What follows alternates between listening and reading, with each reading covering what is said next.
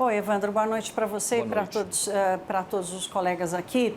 Para quem nos assiste, olha, provavelmente não será suficiente. Eu conversava com dirigentes lojistas aqui da cidade de São Paulo, da grande São Paulo, e eles disseram assim, olha, imagina que a região metropolitana de São Paulo, ela fatura por mês R$ 1 bilhão.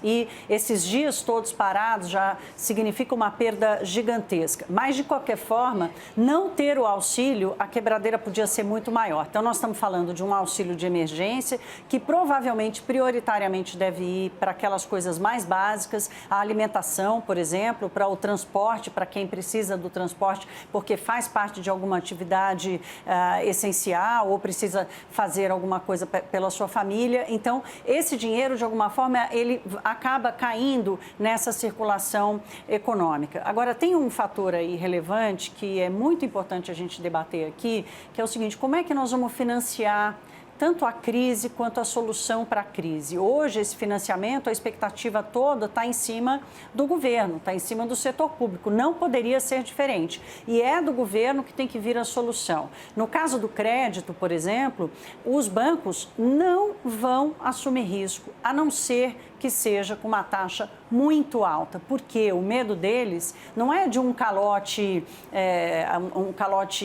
vamos dizer assim, irresponsável. O medo deles é dos negócios falirem, de acontecer uma falência generalizada e essas pessoas não terem condições de pagar. O governo ainda não encontrou uma forma, ou pelo menos não acionou instrumentos que ele já usou no passado, por exemplo, como subsidiar a taxa de juros através dos bancos públicos. Mesmo todos os pacotes que estão sendo citados aqui vão ser taxas de mercado. O governo não interferiu ainda no valor desse juro para tentar baixar essa taxa e pagar a diferença do custo do crédito.